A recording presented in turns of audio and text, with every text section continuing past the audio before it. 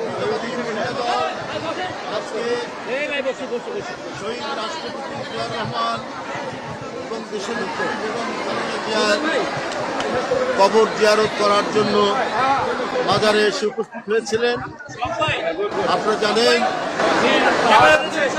দেশের নেত্রী বেগম খালেদা জিয়া 4.5 দশকের এক অনবদ্য রাজনৈতিক প্রতিষ্ঠান, যিনি গোটা জাতিকে উদ্বুদ্ধ করেছেন, প্রেরণায় উদ্দীপ্ত করেছেন, গোটা জাতিকে জাগিয়েছেন কিভাবে স্বৈরাচারী, স্বেচ্ছাচারী, ফ্যাসিবাদী দুঃশাসনের মুখে গণতন্ত্রের জন্য লড়াই করতে হয়, কি করে জনগণের পাশে থাকতে হয় এবং অনেক দুঃখ, সংকট, চাপ, হুমকির মুখেও জনগণকে ছেড়ে না যাওয়ার যে দৃষ্টান্ত, সেটা দেশনেত্রী বেগম খালেদা জিয়া তিনি দেখিয়েছেন। বন্ধুরা, সেই মহিষী নেত্রী, তার বিরুদ্ধে মিথ্যা মামলা দিয়ে, সাজা দিয়ে কারাগারে প্রেরণ করেছিল ফ্যাসিস্টরা।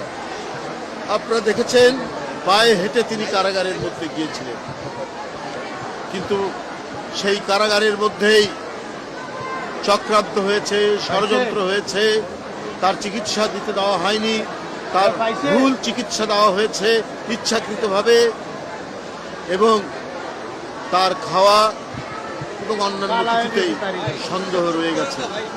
কেন এই নেত্রী তিলে তিলে ধীরে ধীরে মৃত্যুর মুখে পতিত হলেন? এটা গোটা জাতির কাছে একটি বড় প্রশ্ন। গোটা জাতি আজকে এই প্রশ্ন করছে, যে নেত্রীকে আমরা পায়ে হেঁটে কারাগারের ভিতরে যেতে দেখলাম, সেই নেত্রী হুইল চেয়ারে করে বের হলেন, সেই নেত্রী দিনের পর দিন হাসপাতালে থাকতে হবে কেন? এর মধ্যে অশুভ কারসাজি, এর মধ্যে দেশনেত্রী বেগম জিয়াকে পৃথিবী থেকে সরিয়ে দেওয়ার সকল চক্রান্ত হয়েছে। কিন্তু তার যে অটুট মনোবল, তার যে স্থৈর্য, আত্মসংযম, তার যে সাহস, তার যে দৃঢ় প্রত্যয় যে তাকে কোনো হুমকির মুখে তার জনগণ এবং তার মাটি থেকে সরানো যায় না, তার জ্বলন্ত এক প্রমাণ দেশনেত্রী বেগম খালেদা জিয়া।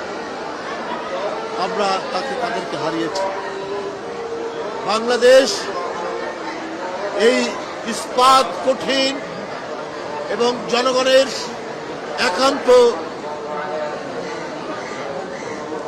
পক্ষের মানুষ, জনগণের নেত্রী, তাকে আমরা হারিয়েছি। আজকে জাতীয়তাবাদী মহিলা দল আফরোজা আব্বাস, সুলতানা আহমেদের নেতৃত্বে তারা এখানে দোয়া করেছেন তার আত্মার মাগফিরাতের জন্য। গোটা জাতি যেখানে কাঁদছে, গোটা জাতির চোখ দিয়ে যখন অশ্রু ঝরছে, তখন আমরা আর কি বলব? কেন এটি হয়েছে? কেন পরশুদিন সারা ঢাকা শহর মানুষের জনস্রোত, জানাজায় আসার যে দৃশ্য আমরা দেখেছি, এটি তো অভূতপূর্ব। আল্লাহ তাকে মহিমান্বিত করেছেন, গৌরবান্বিত করেছেন, জনগণের নেত্রী, গণতন্ত্রের নেত্রী, মানব কল্যাণের নেত্রী।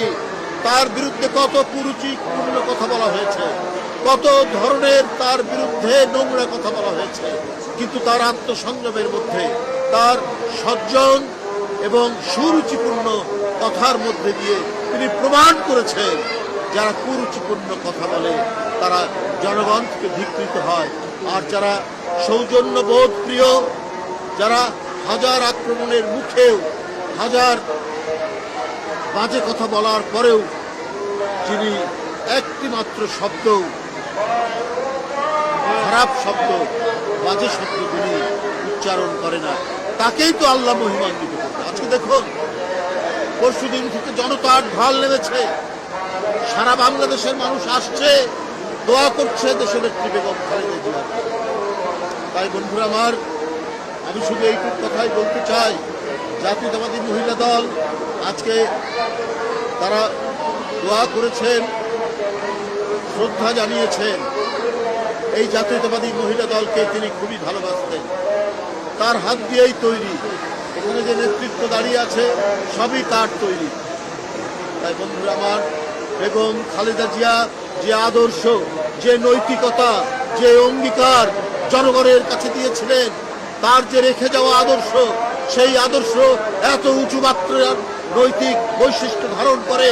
আমরা সেই পথ ধরে, তার দেখানো পথ ধরেই আমরা এগিয়ে যাব। জাতীয়তাবাদী মহিলা দল এগিয়ে যাবে, বিএনপি এগিয়ে যাবে, সকল অঙ্গ সংগঠন এবং এদেশের জাতীয়তাবাদী শক্তি এগিয়ে যাবে।